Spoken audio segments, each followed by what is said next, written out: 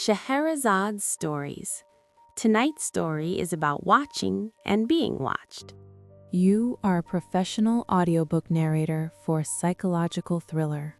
The room didn't exist on any floor plan.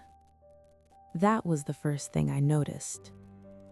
I'd lived in the building for almost a year. Same narrow staircase, same flickering hallway lights, same 4 apartments on every floor. I knew the layout the way you know your own kitchen in the dark. So when I came home late one night and saw a new door between apartments 3B and 3C, I stopped. It was narrow, painted the same dull beige as the hallway, with a small brass number on it, 3X. There was no 3X. Not on any lease, not on the mailbox list, not in my memory. I stood there, keys in hand, staring at it. Maybe I just never noticed it before. That happens, right?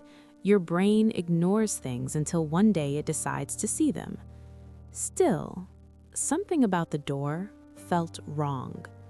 Not dangerous, just intentional. Like it had been placed there, waiting for the moment I'd look at it. I shook my head and unlocked my own door. Inside, my apartment was quiet and dark, just the way I'd left it. I tossed my bag on the chair, kicked off my shoes, and poured myself a glass of water. But I couldn't stop thinking about that door. So, against better judgment, I went back into the hallway. The door was still there, 3X. No peephole, no mailbox slot, no sound from inside. I leaned closer, listening. Nothing. Not even the faint hum you usually hear through apartment walls. Just silence. I raised my hand to knock, then hesitated. "Don't be ridiculous," I muttered, and pulled my hand back. I turned to go, and that's when the handle turned. The door opened a few inches. Warm light spilled into the hallway, and a voice from inside said calmly, "You're late." My heart jumped. "I think you have the wrong apartment," I said, trying to sound normal. The door opened a little more. Inside was a small room softly lit by a single lamp. A desk, 2 chairs, a shelf with a few books. No bed, no windows, just a room. And standing inside it was a woman about my age, dark hair pulled back, eyes sharp and tired like she hadn't slept in days. "I don't," she said. "You've been coming here every night this week." My stomach tightened. "I've never seen you before," I said. She studied my face, then sighed. "That's new," she murmured. "Usually you remember at least that." "Remember what?" I asked. She stepped aside and gestured toward one of the chairs. "Come in," she said. "If you don't, you'll forget again, and tomorrow will be worse." I should have walked away. Every sensible part of me screamed to go back into my apartment and lock the door. But there was something in her voice. Not threat, not anger, urgency, like she was running out of time. "What is this place?" I asked. She looked at the doorframe, then back at me. "This is the room you go to when something in your life breaks and you don't know how to fix it." I frowned. "That doesn't make any sense." "It will," she replied, "eventually." I hesitated, then took a small step forward, peering inside. The room was plain, too plain. No personal items, no decorations, like it wasn't meant to belong to anyone. "Why me?" I asked. She met my eyes. "Because you're the one who keeps leaving without closing the door." That sentence hit me harder than I expected. "I don't know what you're talking about," I whispered. She smiled faintly. "You never do. At first." I glanced back down the hallway. Everything looked normal. Lights buzzing, Closed doors, quiet. If I walked away now, this could become another strange moment I'd laugh about later. But I had a sudden, heavy feeling in my chest, like if I didn't step into that room, something important would stay broken. "How long will I be in there?" I asked. She tilted her head. "You're never in here very long," she said. "That's the problem." My pulse raced. "And what happens if I don't come in?" She looked at me for a long moment, then said quietly, "Then tomorrow you'll wake up with one less memory of the life you're trying to avoid." A chill ran through me. "That's impossible," I said. She shrugged. "So is this room." I stared at her, at the warm light, at the chair waiting inside, and without fully understanding why, I crossed the threshold. The door closed behind me, the lock clicked, and the hallway outside vanished. You are a professional audiobook narrator for a psychological thriller. The lock clicked softly behind me. Not loud, not dramatic, just enough to make my stomach tighten. I turned to the door, half expecting it to already be gone, but it was still there. Beige paint, brass number 3X. The woman watched me from beside the desk, arms crossed. "It won't open again until we're done," she said calmly. "We?" I asked. She gave a tired smile. "That's what you usually ask." I looked around the room more carefully. It was small, maybe the size of a storage space. One desk, 2 chairs, a shelf with a few thin notebooks. No windows, no clock. The air felt warm, like it had been waiting for me. "What is this place?" I asked again. "Really?" She didn't answer right away. Instead, she walked to the desk and picked up one of the notebooks. "Sit," she said. I hesitated. "Please," she added, softer. "It's easier when you're not standing near the door." That made my chest tighten, but I sat. She opened the notebook and turned it so I could see. Every page was filled with handwriting, my handwriting. Dates at the top, short notes under each. Didn't call him again. Dreamed about the bridge.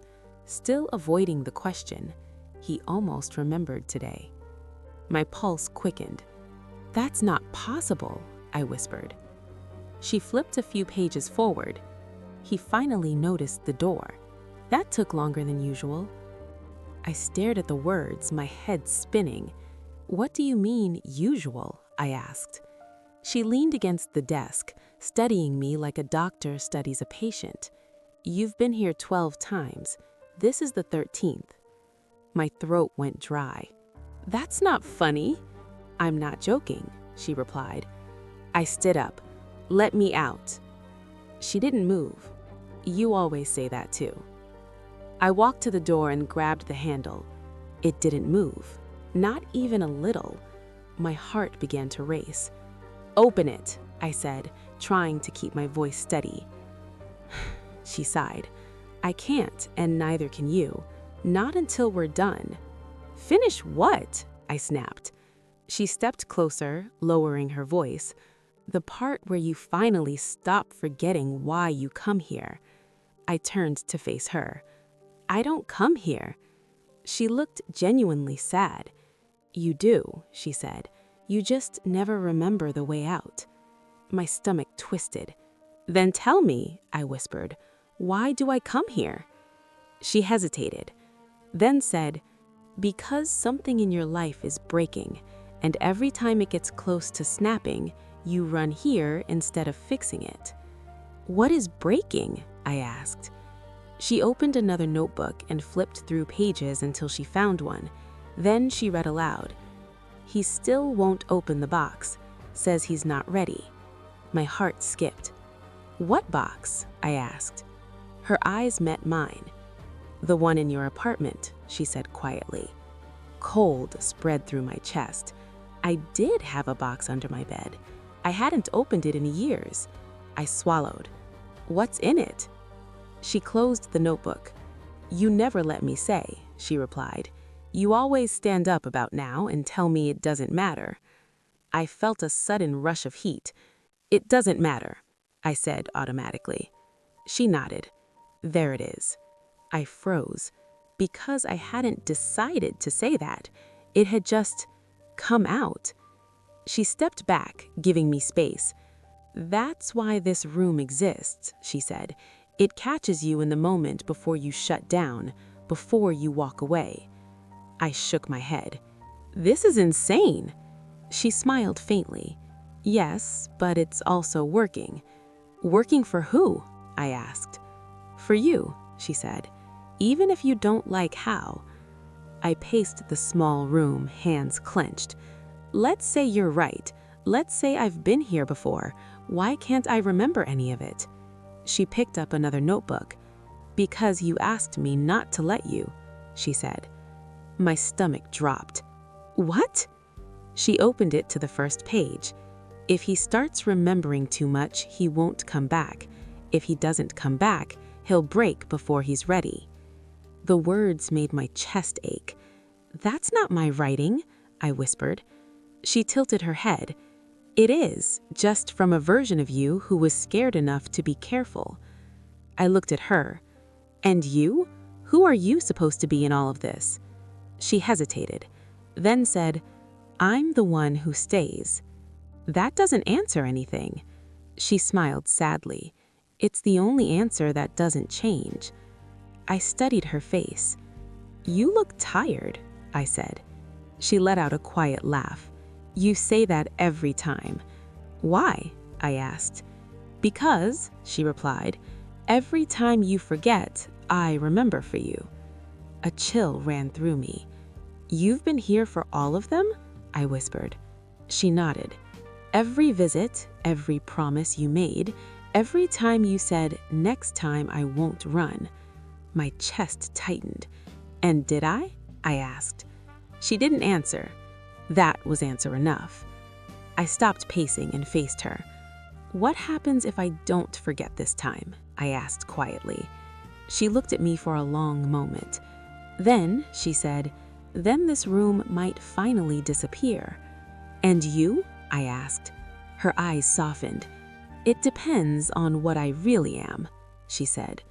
I frowned. "What do you mean?" She took a slow breath. "You think I'm a person who lives in this room, but I only exist when you're here." My heart skipped. "No," I whispered. "You're real. I can see you." "Yes, but you only see me when you choose not to see what's waiting for you outside." The room felt suddenly smaller. "What are you?" I asked. She stepped closer. "I'm the version of someone who never walked back into your life," she said softly. My chest tightened painfully. Someone? Images flickered in my mind. A face I tried not to remember. A voice I hadn't heard in years. The box under my bed. "You mean—" My voice shook. "You're her?" She didn't deny it. She just said, "I'm what's left when you keep a goodbye unfinished." My legs felt weak. "That's impossible," I whispered. "She moved away. She has her own life." "Yes, and you have yours. That's why this room keeps catching you in between." I shook my head. "You're not real." She smiled sadly. "Neither is this room, but you still came in." I looked at the notebooks again, at my words, my patterns. "So I come here to avoid opening the box," I said slowly. "To avoid remembering?" She nodded. "You come here when you're about to face what you lost, and then you leave without doing it." My heart pounded. "What happens if I open it?" I asked. Her voice softened. "Then you won't need this room anymore." The silence in the room thickened. I looked at the door. "At some point," I whispered, "I walk back into my apartment, right?" "Yes," she said. "Every time." "And I forget?" "Yes." I swallowed. "Then this time, I won't," I said. Her eyes widened slightly. "You say that every time." "I know," I said, "but this time I mean it." She studied me, searching my face. Then she sighed. "Then you'd better be ready for the last part." "What last part?" I asked. She walked to the door and rested her hand on it. "The part where you find out why this room was placed between your apartment and the rest of the world, and what it takes to leave without coming back." My pulse raced. "What does it take?" I asked. She looked at me. "Opening the door you've been pretending isn't there," she said. The lock on the door behind her clicked, slowly. The click of the lock echoed louder than it should have in such a small room. The woman stepped aside, pulling the door open just enough for a thin line of hallway light to spill in. "You can go now," she said softly. My heart pounded. I stared at the doorway. It looked normal. Same buzzing light, same beige walls, same narrow corridor of my building. But it didn't feel like the same world. "You're not coming?" I asked. She shook her head. "I never do," she replied. "That's kind of the point."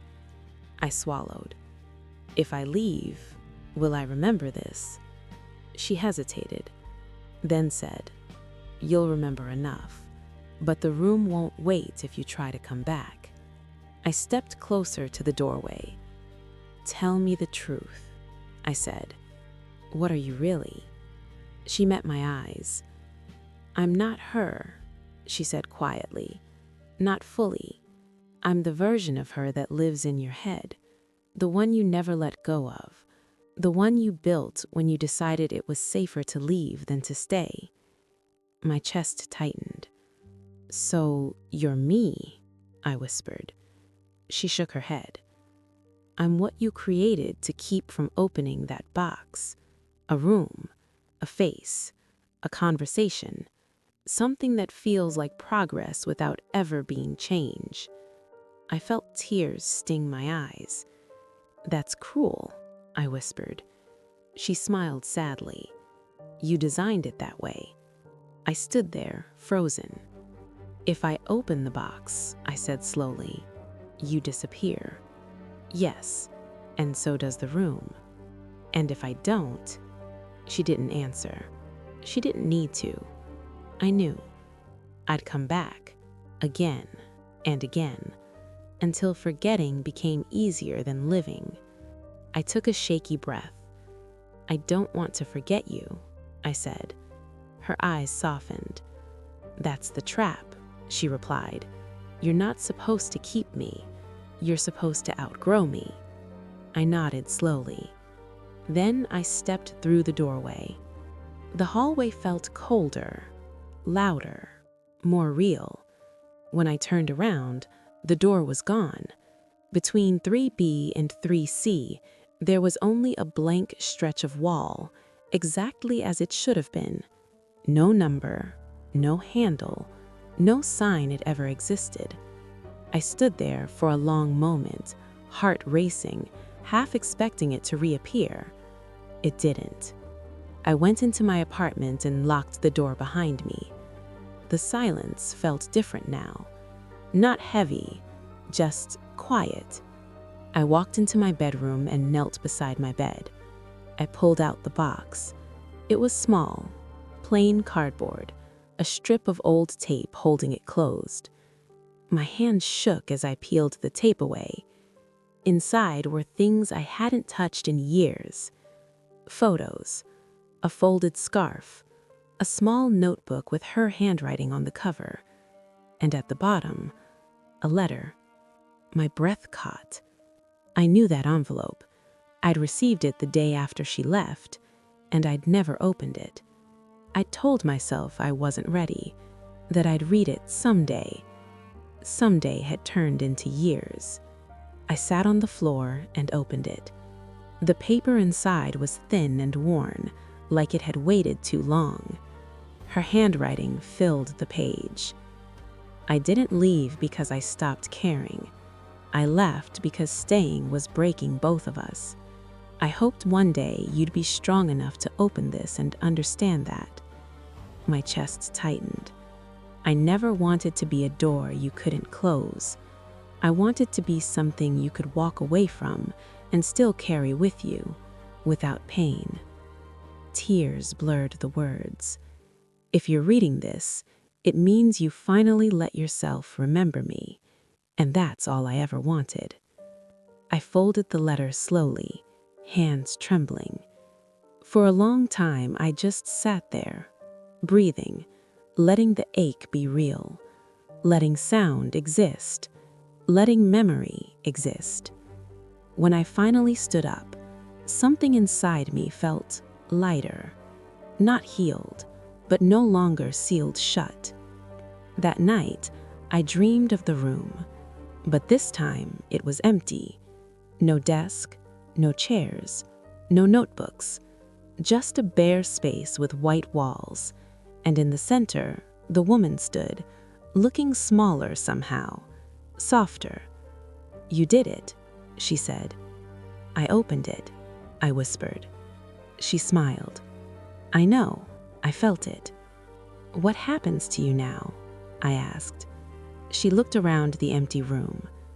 "I fade," she said gently, "like all things that only exist to protect you from pain." My throat tightened. "I don't want you to disappear," I said. She stepped closer and touched my shoulder. "You don't lose me," she said.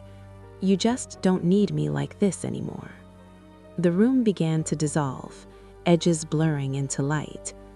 "Will I see you again?" I asked. She smiled one last time. "Only if you stop opening doors that were never meant to be rooms." And then she was gone. I woke up before my alarm, heart calm, the memory of the dream still warm in my chest. For a moment, I lay still, wondering if any of it had been real. Then I walked into the hallway, between 3B and 3C. Just wall, no door. I smiled faintly. Later that morning, I packed the box back under my bed, but this time I left it open. Not hidden, not sealed, just there, part of my life. I went to work. I called a friend I hadn't spoken to in months. I made plans instead of postponing them. And sometimes when I pass the place in the hallway where the room once was, I still feel a faint pull, like a memory of a shortcut. But I keep walking, because now I know some rooms exist only so you don't have to face the doors that really matter.